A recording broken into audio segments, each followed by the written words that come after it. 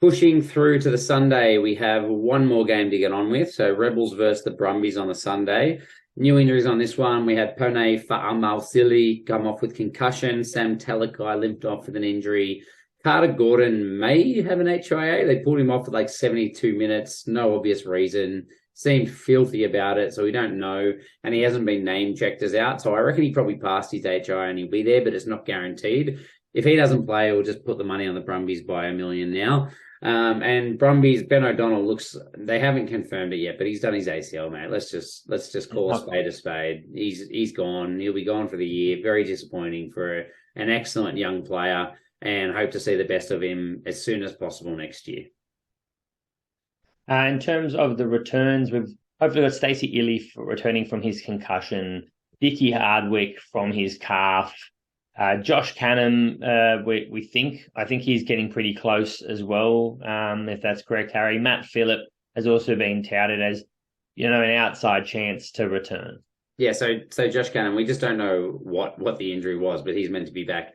I love how you've done the special of Hardwick back from his calf. Like, he's got two of them. The calves don't keep people out. He had a muscle tear in his calf, a big one that's kept him out. So he's back from his muscle tear. Clearly means calf injury, not the fact that he's got a calf. Harry. Well, say calf tear then. Come on, mate. People don't know what you know. They're not sitting looking at the casualty ward. I love the footy. You sound like the NRL commentator. Oh, he's got a syndesmosis. He's got a syndesmosis. Oh, he's got two, actually, champ. And it's never kept anyone out. We said returning his ACL. Matt Phillip. He's got two ACLs. Yeah, it's called an ACL injury, mate. Yeah, mate, you got to be specific. I mean, I didn't read that. You did, but the Brumbies, no returning players. The odds here: Brums 185 favourites over the Rebels $3.40. The line is -9.5. And then just worth noting, there was a couple of Aussie double ups in the first half of the season. They played them very frustrating. 5 weeks, eh? What a dumb draw. These two teams are up against each other twice. So, I mean, the Brumbies versus the Tars twice in a month, and now they're versing the Rebels twice in a month. Like, that makes no sense. It makes no sense. It shouldn't happen. When you do the draw, sure, you just do like the round robin, and then the teams that play each other after you reset the round robin. Like, doesn't that make sense? I don't understand how.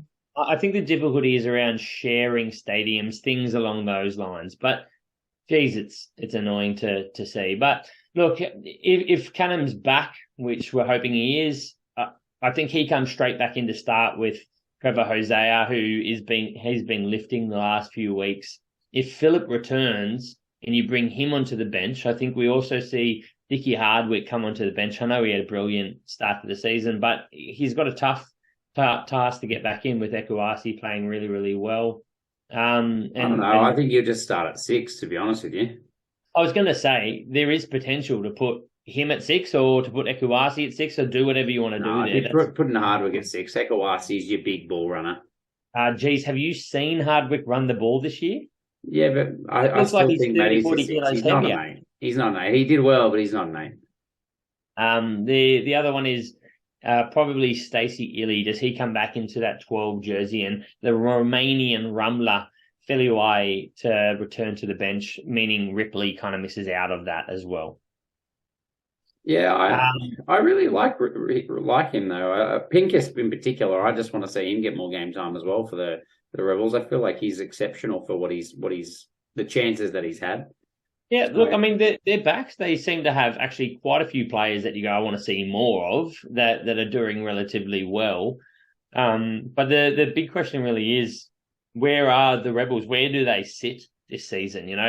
They're pulling out a lot of tight matches, but they're not necessarily, able to win those tight matches. And I'd been having a chat with a few people on Twitter about Carter Gordon, and people have been saying it all counts for nothing. All his form counts for nothing if the Rebels keep losing. They need to start winning, or else, he's not really there or thereabouts, and compared him to the likes of Lolosio. I'm like, I'm sorry. Look at the 14 blokes around Lolosio. Look at the guy coming off the bench for him. I'm not someone that's buying into that at all, but it does prove a point that the Rebels are close. And if they're going to start getting some Wallaby selections outside the cohort of there and get a few more runs, they're going to have to start getting some wins And, they've got to bear the fruit of all this hard work and tight matches that we've seen so far this year. Yeah. And we have the question there, how do they fix the second half fade out? To me, it's just bench. It's just have a very good bench. Hopefully they can keep... I've quite liked their bench, but it's just been relatively inexperienced outside of the front row as well. So, you start bringing the likes of Matt Phillip on the bench coming back from his first week, Dickie Hardwick coming back as well, then all of a sudden you got a little bit more leadership at the back end of the game. So I hope that's the big change that they need. Potential bench, Uelisi, Elof, Marcial, if he's not injured, I think he's probably missing this week. But they've still got the likes of one more potential good tight head. Talakai's out as well, yeah. Yeah. But then you throw in Phillip. You've got Tamati Ioane and Hardwick potentially there if you want to carry more forwards. You've got Pincus. You've got either Illy or the Romanian Rumbler. There is some strike players coming into that and some real class players. Yeah, absolutely. So, hopefully that's the fix for them, because it's been very frustrating to see them fade away after such amazingly good starts, matching it with the best teams in the comp. But look, Andrew Kellaway, probably the only other one worth a mention, just on fire since he's been back. Just so good. And it's fantastic to see him. He's one of those players, someone's good when they can have an extended break and come back and just fire from the first moment they take the field. He's been better. It's classic of any ex-on international player, and I think that's what he's becoming. On Monday night, there's the show on stand between two hosts. I don't know if you had a listen. The guys were talking about, one of them sort of said, is he becoming more and more like Adam Ashley Cooper? He's just stable, not necessarily how he plays, but the fact that he is never inconsistent. He's never playing bad. He's never making mistakes. And those things. And there was definitely some disagreements when that was floated. But in the sense that he's consistent and he's not making mistakes, that was something that Adam Ashley Cooper, was week in, week out. That was him for years and years and years. And in that fine line, I think, yes, there is those similarities, but not necessarily the rest of how they play. If we're talking similarity is they're both good players, then yeah, sure. But no, otherwise I wouldn't think that at all. Andrew Kellaway is a very different style player to Adam Ashley Cooper in my eyes. And I think Kellaway is an out-and-out fullback that can finish on the wing. Adam Ashley Cooper was exceptional wherever he played. I don't think Kellaway's there at any kind of international level as a centre just yet. And I think he's just rock solid. He's safer. I think he's a safer player than Adam Ashley Cooper, but Adam Ashley Cooper is a stronger carrier, whereas Kellaway is more elusive and probably has a bit of a better, more accurate kicking game. So yeah, I think there's a lot of differences, to be honest with you. Personally, it wasn't my point, but I agree with you. Who comes in to cover? Why did you say who comes in to cover O'Toole? Who wrote that? O'Toole's not a player. No. I don't know. O'Donnell, I'm guessing. Who comes in to cover O'Donnell? Not Corey O'Toole, who's playing. No one. Sapsford will be sitting on the bench, and if Ikitau's back. Yeah, there you go. So it's probably Sapsford on the bench then. Yeah, that's what it'll be. There's not really covering. Yeah, Ikitau, we didn't mention him, did we? Ikitau should be coming back from his concussion, right? So that's definitely one that's slipped through the cracks there. Yeah, that's a big in for them. How many rolling maul tries to the Brumbies this week?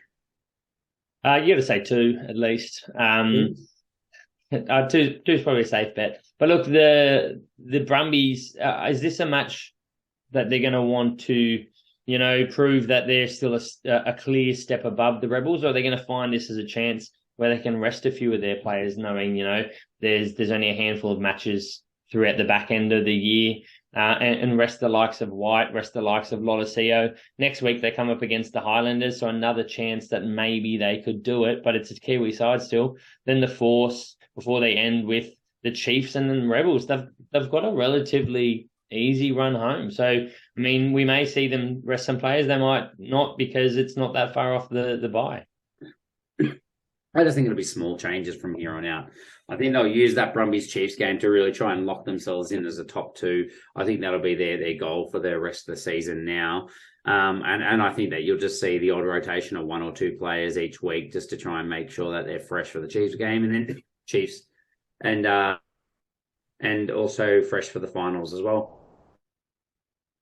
So how do you see this one going, Harry? How much do the Rebels win by in your eyes?